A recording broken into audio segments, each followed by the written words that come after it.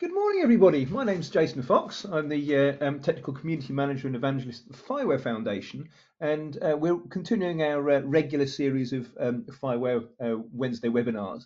And today, and indeed the focus, which has been going on for some time, is to talk about distributed operations. There has been a recent series on how to secure your distributed context brokers, and most pertinently, there is a update to the NGSI-LD specification. So this is not available in brokers yet, but it will be stuff which will be coming soon and has been thought about in depth. So regarding the NGSI-LD specification, NGSI-LD has been a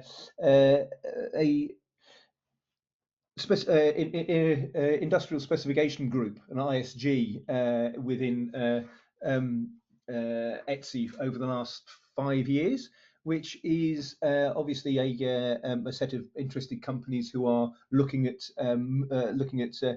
going forward together with an open standard. However, this isn't as powerful as a full technical committee, and because of the requirements for the European Union working out how to use data and things like that, there has been a proposal to move up to a more powerful technical committee.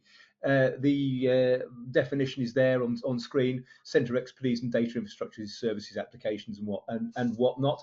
But yeah, this is basically saying we need experts on data spaces. We need experts on how to get the data from A to B, and how to be able to query for this information. It's obviously going to eventually get on to things like if you've got the data or you've got access to the data, you've got the ability to gain inference based on better data, more information. So you could end up using things like artificial intelligence or what have you to improve your overall data set. This is obviously in line with European requirements, and the NGSI-LD, of course, has one major advantage, or rather NGSI has one major advantage here, in that it's always been designed to be a federated system if necessary, and it's got this powerful Q parameter. You notice when you are making NGSI requests, whether V2 or LD, you can ask for stuff based on the parameters, or say, give me all the cars which are green, or give me all the cars which are a certain brand or whatever. Now, this is a simple thing to do in a database. There's no doubt about it. But when you start thinking about distributed systems, it becomes a lot more complex. And of course, because this has been thought out before we've started, it's actually solutions are already available, or there's stuff under the hood which you won't necessarily need to use directly, but you'll be pleased to know that it actually exists, because this is how we are able to make distributed queries, distributed changes, change the whole system as a whole. So let's see what's going on. The last NGSI-LD specification under ISG-SIM is due to be published in a couple of months. You can find a draft of this specification available in the public area of ETSI. There shouldn't be many major changes to this before 191 gets published, which I reckon is probably May or June, but don't hold me to those dates. It's more likely that changes which are to be made are going to be minor functional changes. They're going to be, well, again, there's a public draft for comment. If there's comments and they're saying that, hey, this really won't work, it's an opportunity to change stuff. But the looking at the 191 specification, you can tell that a lot of the changes in the last 18 months have been specifically to do with distributed operations, which is the whole point of this this little talk. In that there's usually a theme with each specification. So, for example, 131 was basically getting up to being able to do your CRUD and registrations as subscriptions. 151 clarified the way that subscriptions could be split into 4 different types. 161 has got stuff on associating to the JSON-LD keywords and so on and so forth. So I reckon that obviously there's more to it than just distributed operations, but I reckon the main theme for the changes in the last 18 months has been distributed operations and how distributed operations should work. So you can read the entire document yourself, but I'm assuming the reason why you're attending this webinar is to get an overview to find out which bits of this will be of use to you. First up, there have been major changes regarding backward compatibility, because if you are considering a federation of brokers, you are considering a system where you are not in control of all of your data sources. You know, I have data, you have data, we're in a data space. My context broker is mine. Therefore, you can't mandate that I update to your preferred broker or your preferred version of a broker if we are not under in the same organization. So you have problems like, let's say you've got a broker capable of doing the current 181 syntax, things like list property or list relationship or whatever. What if I'm running an elderly system, or I'm using a partial broker which is only able to do certain interfaces like an IoT agent?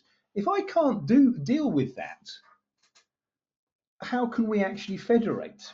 How can we make sure that data can be passed around? You know, if I'm only limited to certain operations, what can we do? What if I am an NGSI v2 broker, which has the flexibility of using JSON because it doesn't understand JSON-LD? Obviously, the linked data part of data sharing is a restriction which needs to be dealt with. And then we've got the issue of the things like EntityMaps, which is a mechanism of of holding a memo, basically, which we'll go into more detail later on.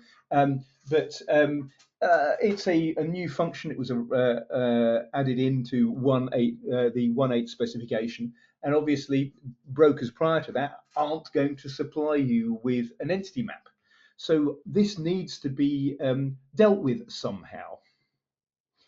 The idea here is that we can have something called conformance indicators.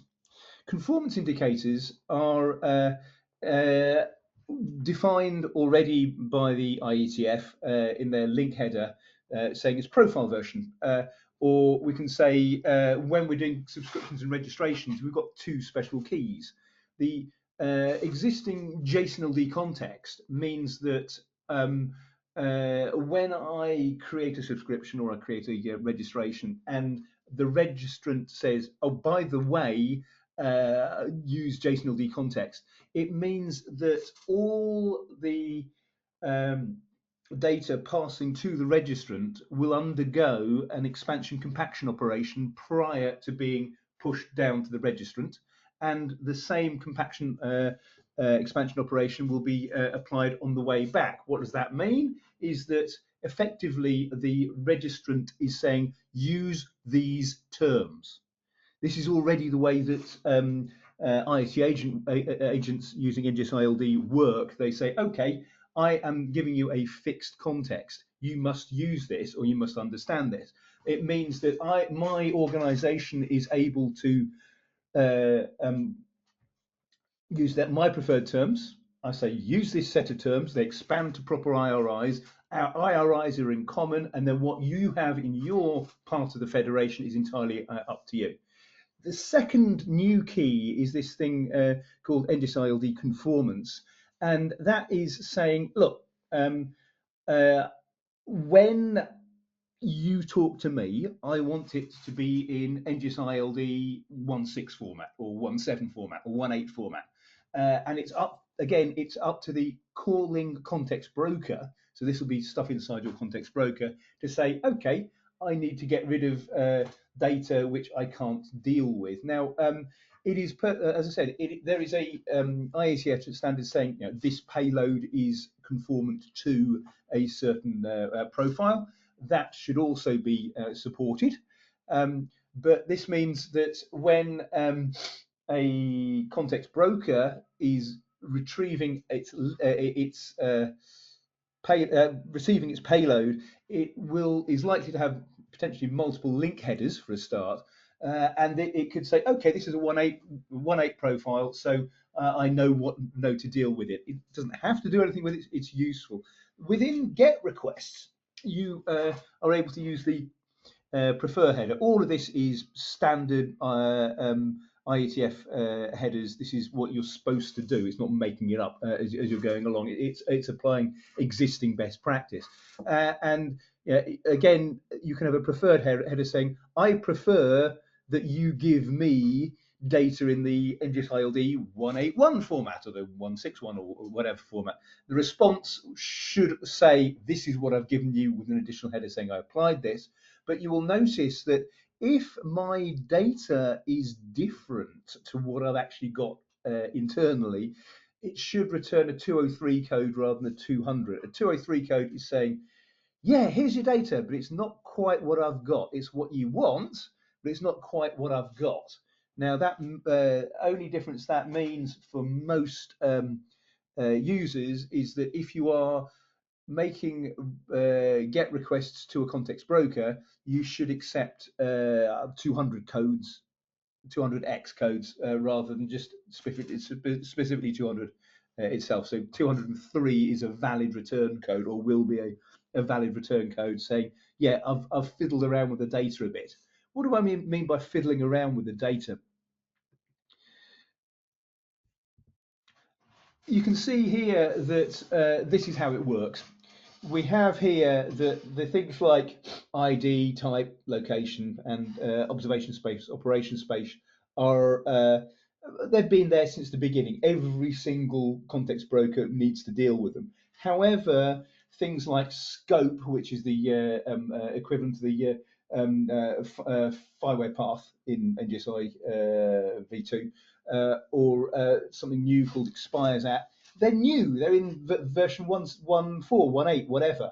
So when there is an attribute which is, say, a typical non-rarefied attribute, like scope, if you have requested to get back a 1.3 payload, and you're saying, I don't understand anything beyond basic properties, then it will just remove it from the payload. The same will go for this new thing called expires at. There are additional types like your language property, your JSON property, your vocab property, which was moved in over the 1.4.1 to 1.8.1. It's a property. I mean, these are all subclasses of properties. So if you have said, I don't understand vocab property, okay, I'll just give it back to you as a property. Similarly, if you've just got a list relationship, it'll just be a type of type of relationship. So your payloads will be payloads which your context broker can fully understand. Moving on, EntityMaps. EntityMaps, as I mentioned earlier, is effectively a memo for a two-stage or multiple stage request. The big advantage of NGSI-LD is that this queue parameter means that we are able to request data across multiple brokers and get hold of relevant entities, which in turn could be distributed. So in order to do this, we need to there needs to be a mechanism for holding on to potential entities or NTIDs which are potentially usable, because obviously until you've done a massive GET request, get hold of all the information. You don't know whether all the parts of the query would or would not be supported. Now, there is a minor difference here compared to NGSI 1.8 in that entity maps are now editable. This actually makes the gathering of this information more efficient.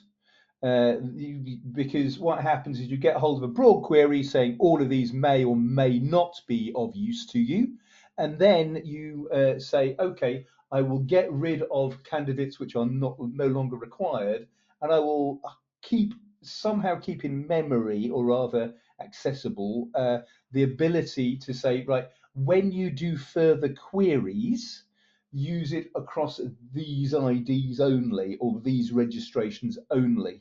Now, this is important to avoid having to do these broad queries every single time you're doing something across an entire data space. It's quite simple in terms of how the API works. It's quite complex for what the context brokers need to do.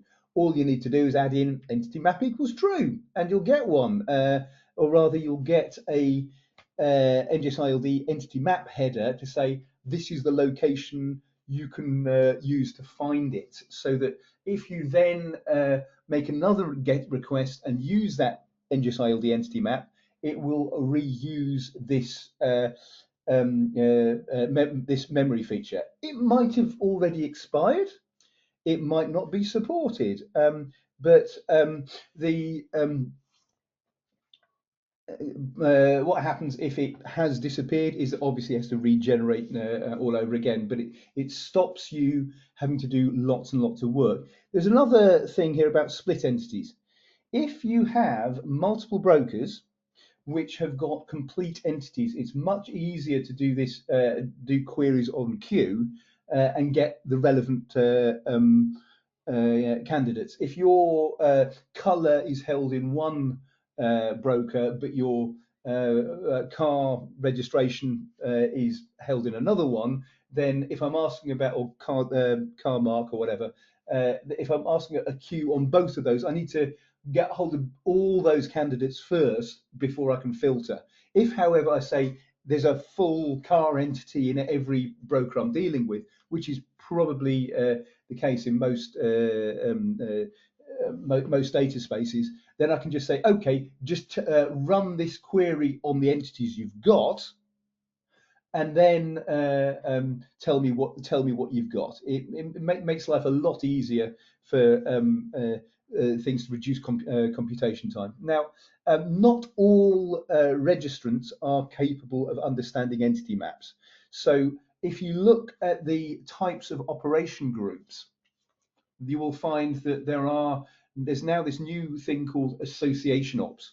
Federation ops is basically CRUD plus subscriptions. It's now CRUD plus subscriptions plus ability to modify entity maps or retrieve entity maps or do stuff with entity maps. The association ops does not have the ability to deal with entity maps. And it tells you so that the driving context broker doesn't try and do stuff which it doesn't need to deal with. Of course, when you're talking about an IoT agent, it doesn't need to bother with entity maps because it's a leaf, and leaf brokers aren't going to require to do further processing. They're just going to give back the information they've got when requested, and it's up to the front broker to actually decide, okay, this is relevant, this is not relevant to what I've got. You want to see what the thing looks like inside? It's a listing. You can see there's an entity map. Obviously, it's got a type and ID because we're using JSON LD, and it's got 3 attributes. Entity map itself is saying, okay, for this entity ID, entity 1, 2, 3, 4, 5, or whatever, the following registered brokers are relevant. Now, you can see there I've got registration 3, registration 4, and at none. At none means default, which means that the broker itself and not the registration is relevant, because obviously we can have a hierarchy of brokers, so that broker A can talk to broker B, can talk to broker C, and therefore it's saying, well, next time you query me, these are the only registrations I need to deal with.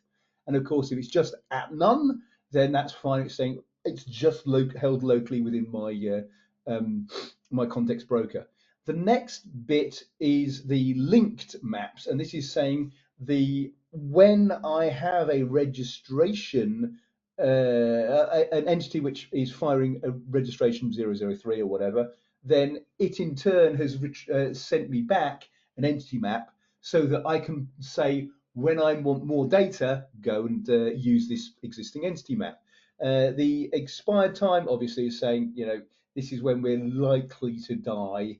This is how long it's likely to hang around. It's the best effort. It's not definitely the case that an entity map will live as long as it's supposed to, but it will have expired by that time. Internally, you don't need to deal with this one. You just want to be using a context broker which can use entity maps, because they will have massively faster queries than elsewhere, because this information is held in the cache in the broker. Why do we need it? Well, look at this. If I make a request A to B, then with entity mapping is true, I can then make a second request later on. So broker A, my front broker, is saying, okay, I have a registration to broker B for the following entities, E1, E2, and I have an entity map which is relevant for it. Broker B itself would have generated in turn its own entity map, which would say, okay, I can now get hold of the information. So you can see that each linked, each broker down the chain can in turn have its own memory, saying, well, when you asked me, this was the information I would really like to get from additional sources. Loop detection, obvious problem you have here is if broker A has a registration on B, B has a registration on C, C has a registration on A, then it's going to go around forever in circles. There's a simple mechanism to avoid this. It's the HTTP via header, but the via header is capable of receiving an alias for any particular broker. So there is a new endpoint, the info source identity endpoint, which will give you the proper alias for that broker. And this proper alias is going to be different for each tenant of that broker, because obviously you could have a loop where you go A to B to C, but C is actually looking at a tenant of itself. And then therefore it could actually loop around more than once. There are additional error codes you can get. If you have a simple loop, it should just give you a 508 loop detected. It's, you're an idiot, you shouldn't have been doing this. If, however, I have a broad query which has got multiple registrations, multiple systems, and one of them is looping back, then you will get information back, obviously, from all the other sources. Obviously, once a loop has been detected, it won't forward the request on to the next broker. It will, however, say, there's a small issue here, so you might want to check the NGSI-LD warning header to see if there is a registration loop somewhere. If you've got a proper hierarchy, it won't be a problem. If, however, you're talking about a distributed system where you may be using other organizations' context brokers, and they might be looping back to you by mistake or whatever, then it's something which you are not in control of. So you need to be able to understand where this information is coming from. Expires out. I mentioned this a little bit earlier. This is something which NGSI v2 has had for about a year and a half, 2 years, in that there's an idea of a transient entity. Now, NGSI v2 has an advantage in that it's only got its one database. It's not got a hierarchy of entities, but this is now being added in as a non-rarefied value within the at the entity level or at the attribute level. So you can see on the right hand side we've got a ticket which will expire on a certain date, but some attribute of that ticket could also expire at a certain date.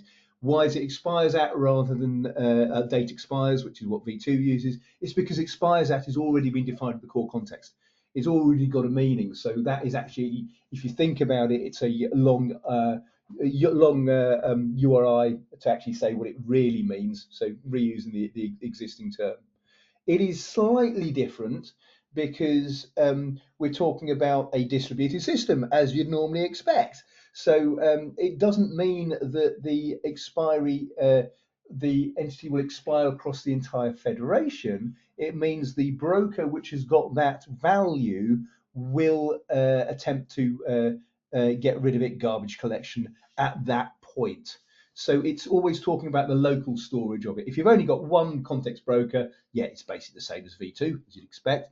But if it's a case of I've got data which will expire, another context broker has got the same entity but it won't expire, then it needs to deal with that use case as well. So it's a property of the entity rather than the storage. It's not going to be necessarily removed from the entire system as we go along. Another another property of a property which has been added in has been stuff to do with provenance and proof. You will notice there that's a signed JSON-LD document using standard terminology for a signature, and there are multiple ways you could potentially prove something. You can have digital signatures, zero knowledge proofs, etc., etc., etc. There's all sorts of different things. So the thing on the right is a document which has got a so-called data integrity proof structure, which is in this case saying, you know, I've got the title Hello World, and my proof has been signed by a signature which has been verified by this method and has got so on and so forth. If you're talking about, say, a zero knowledge proof, it's a case where I don't give you any information, but you are pretty certain that I know what I'm talking about. So the example on the far right there is saying, okay, if Peggy randomly takes path A or B, and Victor says come out on side A or come out on side B, if Peggy all the time comes out on the right side, you've got a pretty good choice that she knows how to get through the barrier, which Victor cannot find. Random example using zero knowledge proof. There are all sorts of different proof mechanisms which could exist, and this is where we need to put the information into a property of a property, because this is already defined in JSON-LD. So we need to have well-defined terms. That's the list on here, which cannot be overwritten. I cannot overwrite the word proof. I cannot overwrite the word expires or previous proof or whatever. However, this kind of goes against the requirements of NGSI-LD, because we want to be able to have names of attributes which are whatever name we've got. So if you want to have an attribute called created, I want to have an attribute called created or challenge or whatever. So it's necessary to say inside some areas of data, you cannot override these terms. And the reason why you don't want to override these terms is that when you define a proof, you are expecting that the data integrity is a data integrity. You're expecting that it will have a domain and what have you. You need to well define the terms of what is a proof, what kind of proof it is. Is it a proof which is cryptographically solid? So these terms are inside the scoped inside the core context, but not used within, not overwritten within attributes. So you're still free to use your own user context and have terms as necessary. For assigned attributes, what this means is you have a property of the property, or a property of the entity, which is saying property of property, saying the color property has got an NGSI-LD proof, and NGSI-LD proof itself has got two attributes: the ID it's based on and the type it was based on, because we need to cover multi-typing scenarios. And then it's got this proof, and this proof value is the one which has got the additional context on it. This is, of course, rather useful when you're using a federated system, because it means you can be certain that the data you are retrieving from some external system is cryptographically secure. So this is obviously an overhead. It's going to make your entities much more verbose. But for the data which it is required, you can put this in just saying, yes, this value really is there. As I said, it's a scoped context, scoped at context, which is specifically barred in the NGSI-LD specification. But this is the one exception. Within the attributes themselves, it has within the core context itself, it has defined its own scoped context specifically for this particular attribute. Moving on, if you look at NGSI v2, you'll find obviously it's just a JSON structure by convention. You've got a type, ID, and value, and metadata. You can see I've got a metadata with a unit code, and I've got a type calling it float, or relationship is just a relationship, whatever. However, the way that you usually define the types within NGSI v2 is that they are effectively data types like float or text or URI or whatever.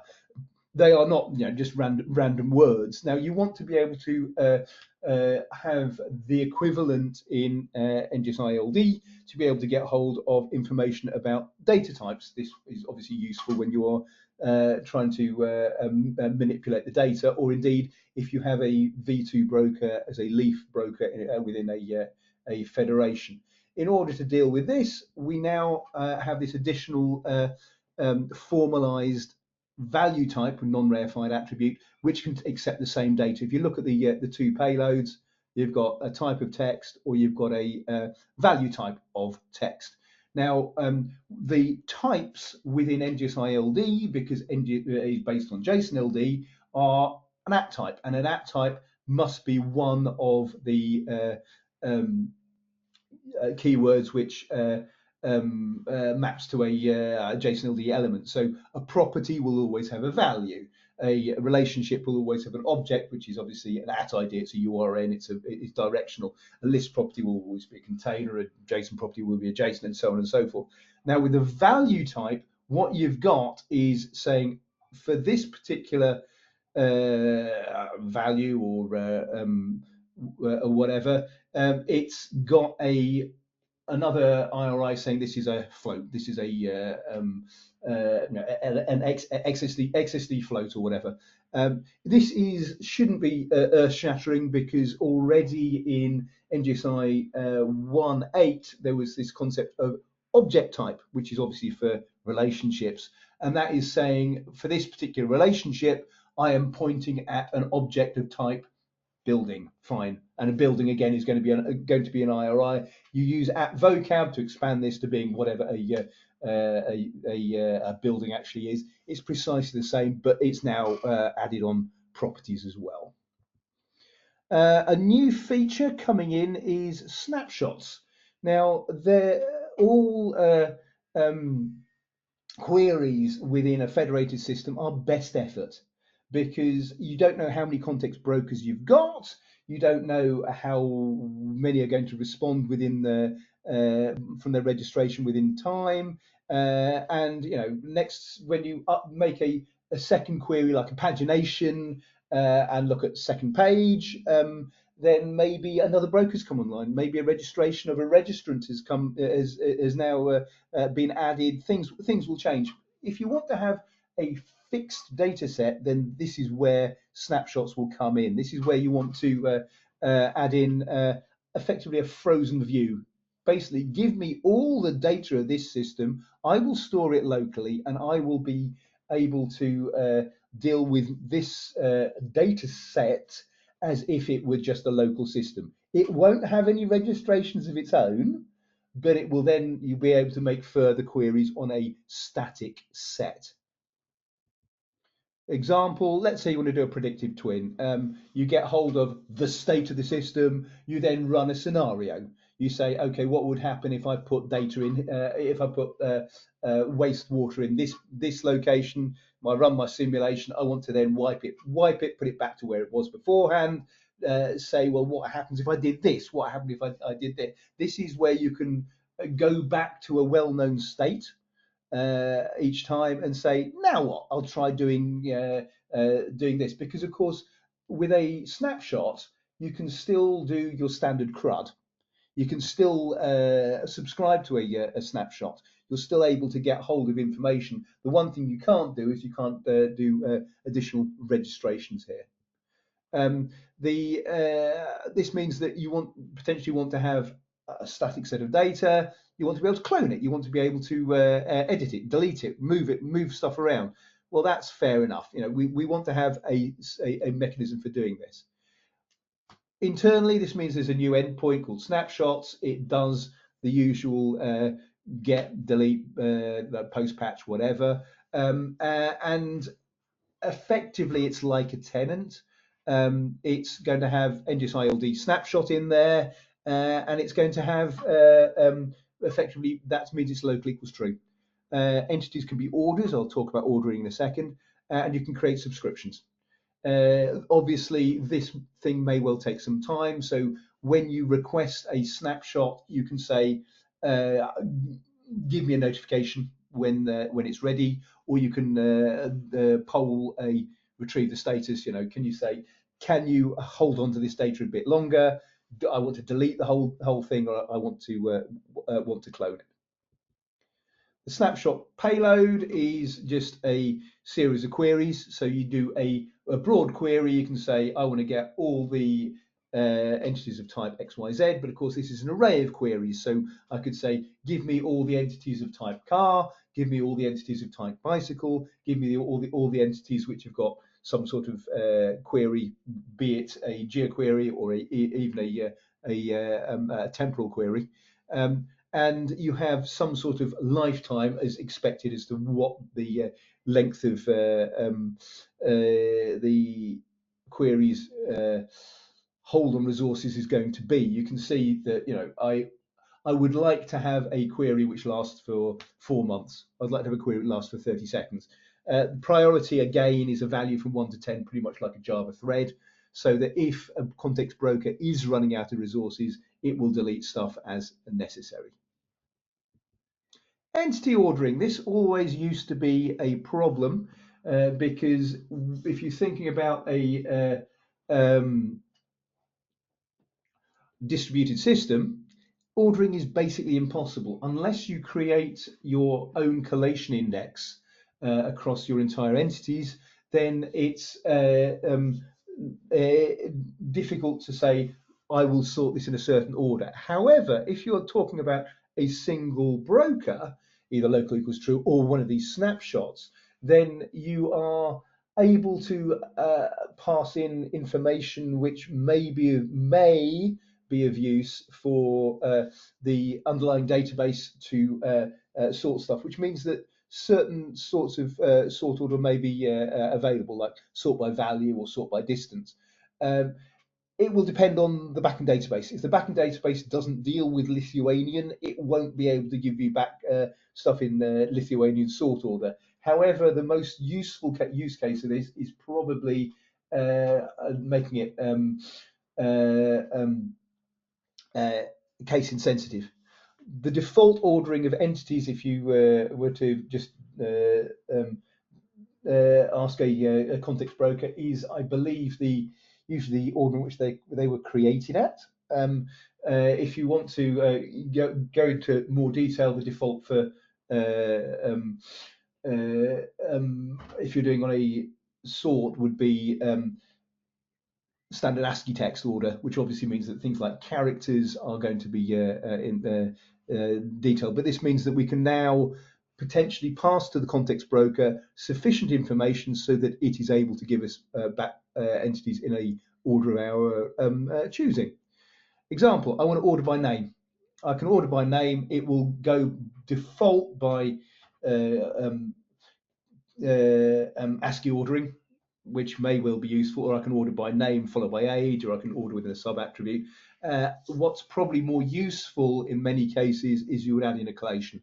So, for example, at the bottom half of the screen I've got here, you can have a case-insensitive sort, or you can have a collation based on your national language.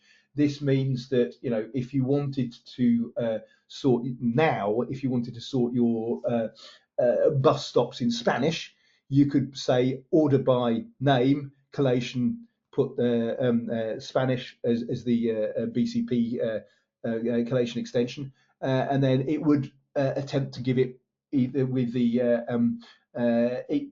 ignoring the accents. The example they're saying UND UKS identic, case insensitive sort, which is also very useful if you've got data which is mixed. The other sort is by distance. Again, this is based on geoproperties. You have this additional attribute for order from, because obviously from is a location. So you could have an attempt to get hold of the data, saying, "Give me sort from this point. Find me everything going further away from this point, either ascending or descending." One final operation which has also been added is the ability to purge entities. This is effectively an equivalent of a query, but it's a query which, when it runs, will delete everything. You can use the drop parameter to drop certain attributes, but more likely you'd want to say, okay, I've got my snapshot, I've got my results set, let's say. I now want to roll back that, but I can't be bothered to clone it again. I'll just get rid of type result. You can also get rid of, effectively, it runs a queue, and it then says, right, these entities are the ones which need to be dealt with. It then clears it. So this is dangerous. You can shoot yourself in the foot. You can lose all your data. Make sure you set up your registrations so that they accept it or don't accept it properly, and you'll need appropriate stuff in place. However, if you're using a small system, or you want to, as a developer, you want to get rid of stuff, it's really rather useful. So it's a useful function which can be used either locally or across a federation to get rid of information, but be careful. Okay, so how do we know that distributed operations are viable? Well, there was a recent test session involving multiple context brokers, which were applying a series of tests which have been, again, generated by ETSI, to say that this broker can do conformance, this broker can do distributed operations. Multiple brokers are saying for a large number of different countries. So it means that if you're going to be using, say, a Scorpio, and you want to connect it to the City Data Hub from Korea, or a IUDX server from India, then it's much more likely that these things will work together. The big advantage of having this under an NDA is that obviously the whole point about these tests is to be able to work out what's going wrong without necessarily telling everyone this bit doesn't work, that bit doesn't work. So obviously it makes a lot of sense to be able to talk openly about where issues are, and of course solve them. So in general, you can tell that, you know, these tests have been run, these brokers are working perfectly well together, and of course this is hopefully one of a series of tests which will be run on to make sure that your distributed operations are going to work correctly. And that in summary, is explaining what's likely to be coming up in the NGSI-LD 191 specification. That was a brief overview. So thank you very much for your time, and I hope you have found the presentation interesting.